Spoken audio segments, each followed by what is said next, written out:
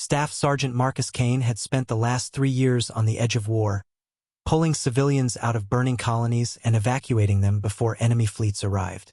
By now, the chaos of evacuation had its own familiar rhythm to him. The sharp bursts of plasma fire in the distance, the frantic orders shouted across comm channels, the constant drone of overworked engines straining to lift transports heavy with frightened families. The evacuation of New Haven on Zirion Prime followed that same pattern, and by the numbers it was going smoothly.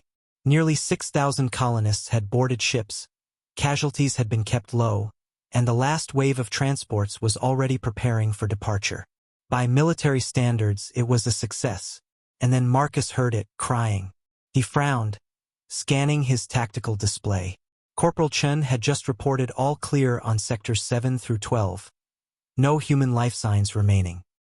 But the sound persisted, thin and high-pitched, coming from the collapsed ruins of what used to be the Xenobotany research facility. "Chun, you getting audio from the labs?" Marcus asked over comms. "Negative on humans," Chun replied after a pause. Then his voice shifted to disbelief. "Wait, I am getting Valthari signatures. 2 life forms, basement level. Juveniles. Stress readings spiking." Marcus froze. Juveniles meant children. Alien children, trapped beneath rubble in a war zone. Every part of his training screamed that they weren't his responsibility. Orders from Colonel Hayes had been explicit. Evacuate human personnel only. No exceptions. No engagements that might be misinterpreted as hostile acts against alien civilians. But the crying cut through protocol like a blade. Against his better judgment, Marcus moved toward the ruins. He pushed through gaps in twisted alloy and shattered glass, armor scraping against wreckage as he followed the faint, musical tones of Valthari's speech. At last, in the dim light of a collapsed storage chamber, he found them. 2 small figures huddled together behind broken crates, eyes wide and glowing like captured starlight when his helmet lamp swept across them. Children. Unmistakably Valthari, with shimmering skin that shifted colors in response to emotion, and pointed ears like their kind were known for. The elder, no more than 8 in human years, immediately stepped forward to shield the smaller one behind her. Their clothing was elaborate, woven with shifting patterns that his cultural briefings told him belonged not to ordinary citizens, but to nobility. The older girl whispered something in a tone that made his translator chime urgently. "Thoravel Mutar. Lightbearer, Mother Queen." Marcus's stomach dropped. These weren't just any Valthari children. They were royal daughters. Chen's voice cut in again. "Sarge, we've got Valthari ships dropping out of hyperspace. 8 minutes till they're on us. We need you back now." Marcus looked at the trembling children. Every regulation told him to leave them. Taking them aboard could be seen as kidnapping royal heirs, a spark for interstellar war. And yet, when the smaller one whimpered "Mama" and clutched her sister's hand, Marcus made his choice. He removed his helmet, softened his voice, and extended his hand. "Come with me. You'll be safe." The elder studied him, then slowly placed her tiny, glowing hand into his. "Ligia," she said, pointing to herself, then to her sister. Kira. Marcus lifted Kira carefully into his arms, while Ligia clung tightly to his hand. Together, they stepped out of the ruins toward the last transport. Whatever consequences awaited him, Kane knew one thing with certainty. No child, human or alien, should be left behind in the dark. Marcus Kane carried the 2 Valthari girls onto the last evacuation ship, ignoring the shock on Corporal Chen's face. "What the hell, Sarge?" Chen blurted. Marcus didn't break stride. "They were abandoned in a war zone. We don't leave children behind. Debrief later. Launch now." The transport shuddered as it left Zirion Prime's surface, engines screaming under full load. Through the viewport, Marcus watched the first Valthari warships lock orbit. He knew exactly what this looked like from their perspective. The humans were fleeing, and their queen's daughters had just vanished during the chaos. No matter his intentions, his decision could easily be branded an abduction. Kira and Ligia pressed close to him in the passenger bay, their skin glowing in frantic, flickering colors that broadcast their terror. But slowly, as the ship made the jump to hyperspace, the light softened. They clung to him as if he were the only anchor in an unfamiliar world. Marcus, hardened soldier though he was, felt something shift inside him. His orders had been clear, but these girls weren't enemies. They were children who had lost everything. The voyage to Kepler Station lasted a week. In that time, Marcus learned far more about alien child-rearing than he'd ever expected.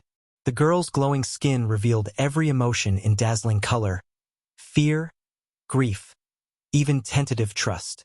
He tried awkwardly to comfort them, offering food, learning bits of their musical language, even singing clumsy human lullabies. To his surprise, the children responded. Kira began to sleep pressed against his chest, while Ligia, though braver, often reached for his hand before drifting off. Dr. Sarah Mitchell, the ship's medic, observed the scene with a mixture of curiosity and concern. "Their bioluminescence patterns are extreme," she noted. "They're terrified of losing you. They miss their mother," Marcus said quietly. "They call her Thoravel, the Queen." Dr. Mitchell's expression hardened. "Marcus, Thoravel isn't just a royal title. It's the title. You're telling me those children are the daughters of Queen Thorol herself. Their disappearance is already fueling Valkyrie fleet movements. The galaxy thinks we've kidnapped them." The weight of it hit Marcus like a strike to the chest. He wasn't just protecting orphans. He was holding the heirs to an empire. And yet, when Ligia crawled into his lap with a coloring slate, trying to draw the glowing forests of her home, he couldn't see them as pawns in a diplomatic game. They were just two frightened little girls who needed him. As the days passed, their bond deepened. The colonists aboard the transport, initially wary of the alien children, softened when they saw their vulnerability. Even the most suspicious humans couldn't maintain hostility toward Kira's shy smiles or Ligia's protective fierceness. But Marcus knew the truth.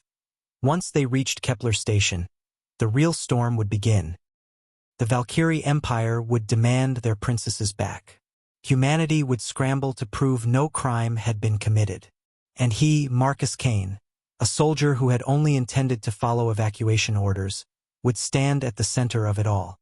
For now, though, as Kira whispered "Papa Marcus" in broken standard and clung to his sleeve, Kane made a silent promise. Whatever the politics, whatever the consequences, he would not fail them. 3 months on Kepler Station changed Marcus Kane in ways he never imagined. He had enlisted to fight wars and follow orders, but somewhere along the way he had become a father. Life with Ligia and Kira was both exhausting and strangely fulfilling.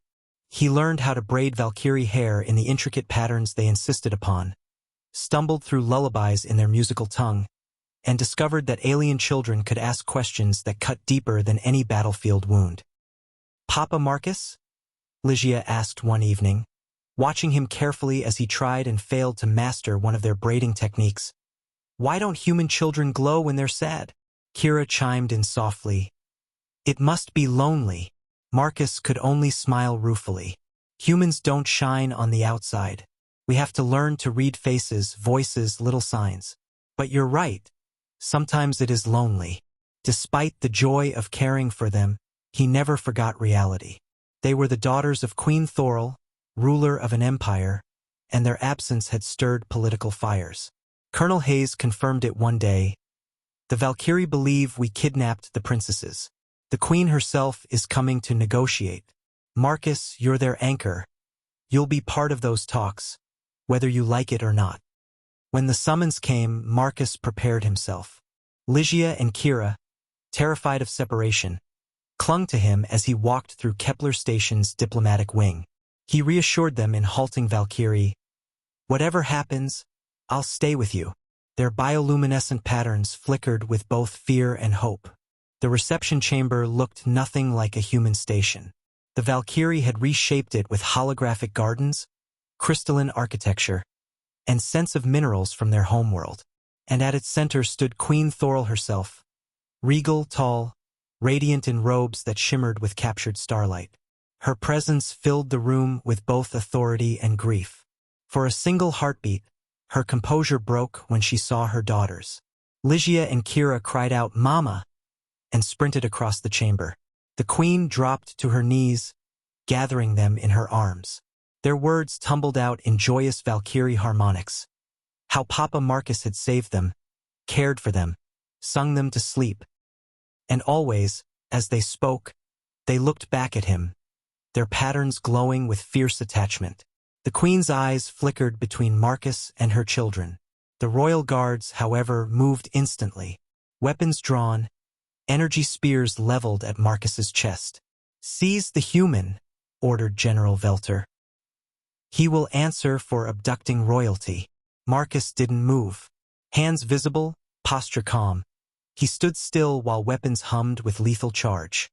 But before the guards reached him, two small shapes darted into their path. "No!" Ligia shouted, spreading her arms wide before Marcus. "Papa Marcus didn't steal us. He saved us." Kira clung to his leg, her glowing skin blazing gold with defiance. "He's our family. Don't hurt our family." The chamber froze. Even the guards faltered, unwilling to risk harming the royal heirs. General Valthari's expression hardened with disbelief, but all eyes turned to Queen Thorol. She alone would decide what happened next. Her gaze lingered on Marcus, a human soldier standing still, letting her children defend him. And in that moment, the fate of two civilizations hung in the silence between them. The throne room trembled with silence. Guards stood frozen, their weapons still aimed but their resolve faltering. In the middle, two small Valkyrie princesses shielded a human soldier with the fearless devotion only children could summon. Their glowing patterns painted the air in golden defiance. Queen Thorol finally spoke, her voice breaking through the tension. "You cared for them," she whispered, eyes locked on Marcus. "For 3 months, you protected my daughters." Marcus inclined his head slightly. "They are remarkable children, Your Majesty. Brave, kind, and far wiser than their years. Anyone would be honored to be their guardian." The queen repeated the word as if tasting it for the first time. Guardian, not captor, not kidnapper. Her bioluminescent skin shifted, no longer hard lines of authority but soft, fluid colors of gratitude and recognition. Ligia, eager to prove her words, tugged at her mother's sleeve. "Papa Marcus learned to braid our hair the Valkyrie way. He knows our songs. He tried to cook for us, badly," she added with childlike honesty, making Kira giggle through her tears. "But he tried, and he kept us safe every night." Even Queen Thorol laughed then, the crystalline harmonics echoing through the chamber like music. Relief and love radiated from her patterns as she embraced her daughters. When she looked at Marcus again, it was with new eyes. "By ancient law," she declared, her voice ringing with authority, "one who saves the royal blood becomes family. Staff Sergeant Marcus Kane of humanity, I name you Thrath, guardian of my daughters, and by decree, part of the royal household." Gasps rippled through the court. General Valthari sputtered objections about tradition and species boundaries, but the queen silenced him with a single look. "For the first time in our history, adoption crosses species," she said firmly. "Because love has already done so." Marcus felt the enormity of the moment. Not just the honor, but the weight. He was still a soldier of Earth, yet now also guardian of Valkyrie heirs. "Your Majesty," he said carefully, "I am deeply honored, but I am human. My duties to my people remain." "Exactly," Queen Thorol replied with a knowing smile. "This bond serves both our worlds. My daughters need continuity with the man who became their father, and your people need a bridge to ours. Through you, both shall have it." Ligia and Kira, glowing bright with joy, pressed close to Marcus. "Papa Marcus, does this mean you'll come home with us? To the singing forests?" Kira asked excitedly. "And eat grandmother's harmony cakes?" Marcus laughed, shaking his head in disbelief at how far things had come since that ruined lab on Zirian Prime. "I suppose I will," he said softly. The Queen's decree transformed more than one man's life. It became the seed of peace between two species who had stood on the brink of war. If a human soldier could love alien princesses as his own daughters, perhaps humanity and the Valkyrie Empire had more in common than anyone had dared believe. Looking at the children who had chosen him, and the queen who now accepted him, Marcus realized the truth. He hadn't just saved 2 girls. He had saved the future, not with weapons, but with compassion strong enough to bridge the stars.